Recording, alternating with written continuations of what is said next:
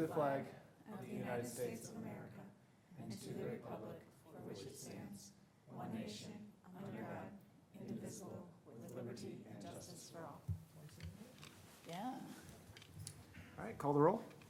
Trustee Guyer. Here. Trustee Spurling. Here. Trustee Bauman. Here. Trustee Youngerman. Here. Trustee Marisak. Here. Trustee Brzoska. Here.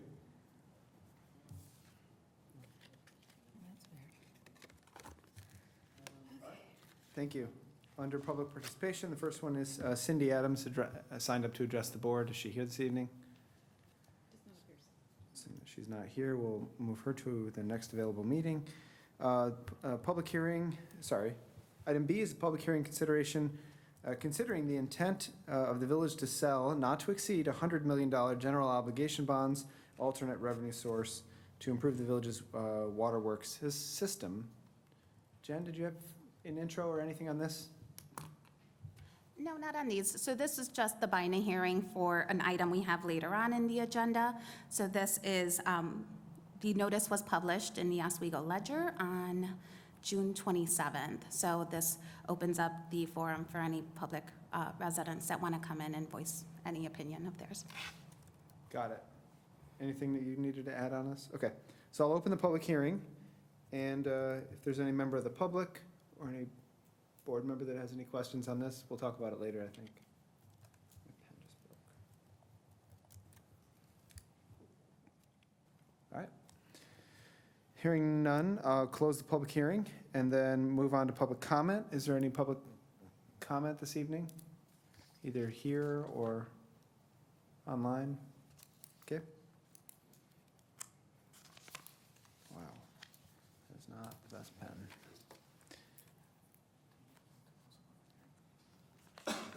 We did once. Yeah. All right.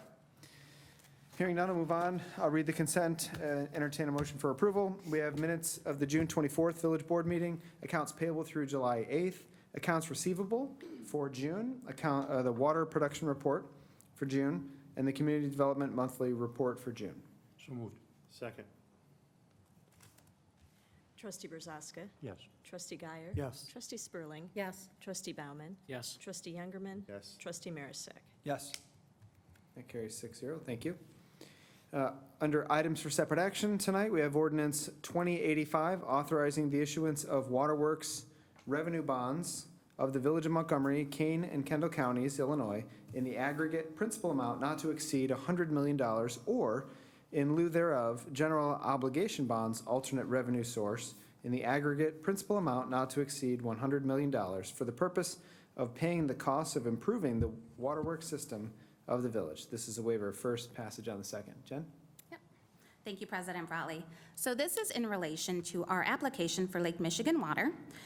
We are currently working 2 active programs right now. We're building the transmission line, working with DuPage Water Commission and Oswego and Yorkville for that. And then we're also doing our non-revenue water loss program as well.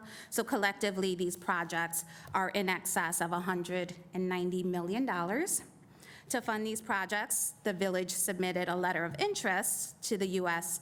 Environmental Protection Agency for funding consideration under their Water Infrastructure Finance Innovation Act loan program, or WIFIA. On September 6th of '23, the village was invited to submit a full application into the WIFIA program. The WIFIA provides for 49% funding of eligible projects over a 35-year term beyond the completion of those projects. The loan provides for periodic withdrawals to fund the projects. The withdrawals are aggregated into a loan amount, and interest accrues on that amount once drawn. This is different from conventional bonds since we have the capability of drawing on these amounts at any point in time, and we don't have to draw the full par amount at that closing where we do with traditional bonds and general obligations.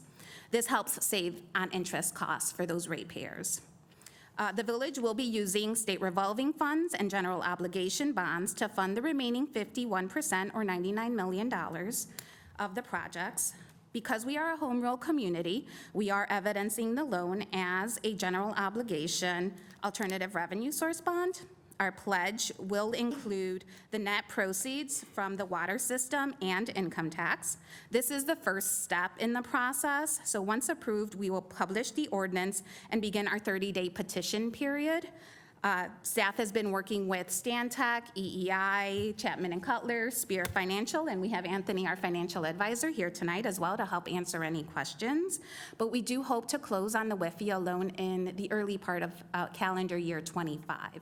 So with that, I can take any questions that the board may have. Just Go ahead. one clarifying point. Yeah. We are not a home rule community. We're non-home rule. said we No. were.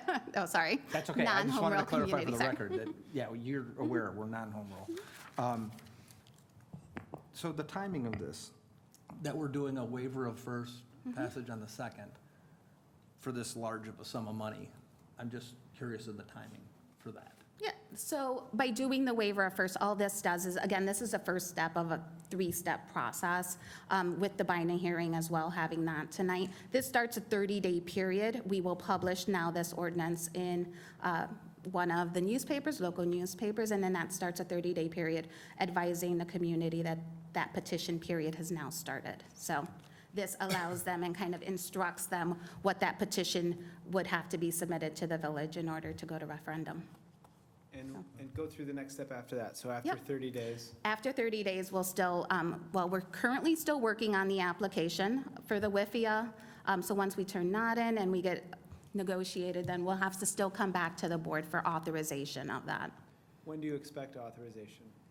When are we thinking yeah, it would still be early '25. And how this feathers in with the bigger picture is the rate study. Yes. The rate study that's currently underway, so we're bringing that forth by the end of the year. We need to have those rates approved in order to move forward with the WIFIA application as well. So that's going to have a lot of that revenue coverage for this future debt. Okay, thank you. Just wanted to make sure. Cool. So this, just like the few bonds that we already approved, gets kind of roped into a much larger conversation that happens once the water rate study is done at the end of this year. And then we pull the trigger on a bunch of things at the same time. So be our WIFIA. The rates, WIFIA, yep. And then any future bonds for any of those future fiscal years. Excellent. Thank you. You're welcome. Any questions? Motion to approve. Trustee Guyer. Yes. Trustee Spurling. Yes. Trustee Bauman. Yes. Trustee Youngerman. Yes. Trustee Marisak. Yes. Trustee Brzezowska. Yes. And that carries 6-0. Thank you. Item B tonight is Resolution 2024-026, adopting the 2024 Kane County Multi-Jurisdictional Hazard Mitigation, Multi-Hazard Mitigation Plan. Director Wolf, did you have anything else to add on this? No, this is very similar to the one that you guys approved for Kendall County at the April 22nd meeting. Follows the same guidelines. They're required to renew the hazard mitigation plan every 5 years, so that's why it's being brought in front of the board. So if there's any questions, I'm happy to answer them. Thank you. Motion to approve. Second. Trustee Guyer. Yes. Trustee Spurling. Yes. Trustee Bauman. Yes. Trustee Youngerman. Yes. Trustee Marisak. Yes. Trustee Brzezowska. Yes. All right, and that carries 6-0. Thank you. Item C tonight is Resolution 2024-027, approving a plat of easement grant and a plat of easement vacation for Karis Center for Commerce Lot 3, Ravago. Director Apt? Yes, so we are back before you again for another easement, as the utilities are working out their design plans to bring the utilities down to the Ravago Lot 1. They've determined that they do need to utilize part of Lot 3 and would overlap a village easement. So the easement plat before you would vacate the specifically village utility easement. It would just create a utility easement that would allow access for ComEd and NICOR to put their utilities into it. So this has been reviewed by EEI. There aren't any conflicts, so we are just asking for the board's approval so we can move forward with getting this plat recorded so that the utilities can finalize their plans and begin working on that construction. This kind of thing happens all the time, and it's really annoying for everybody involved. Yeah, it's a comment thing. Motion to approve. Second. It wasn't stereo, wasn't it? Thank you. Okay, trustee Guyer? Yes. Trustee Spurling? Yes. Trustee Bauman, Yes. Trustee Youngerman? Yes. Trustee Marisak? Yes. Trustee Brazaska? Quick question, clarification question. We talked about, was it this specific thing at the last meeting, or was it this, it's just, Last meeting was The last meeting was for Lot 1, Okay. This is and Lot this is 3. for Lot 3, which is a stormwater outlot in the subdivision. thank you. Cool, and that carries 6-0. Thank you. The last one is Resolution 2024-028, authorizing the execution of a revocable license agreement for a certain 1.5 acre property. Laura? Yep. Okay, thank you. If you'll recall, earlier this year, the A&A Conti Joint Venture Limited Partnership donated a 1.5 acre parcel to the village for its future receiving station. Prior to the donation, the property, our 1.5 acre parcel, along with the larger property, was farmed.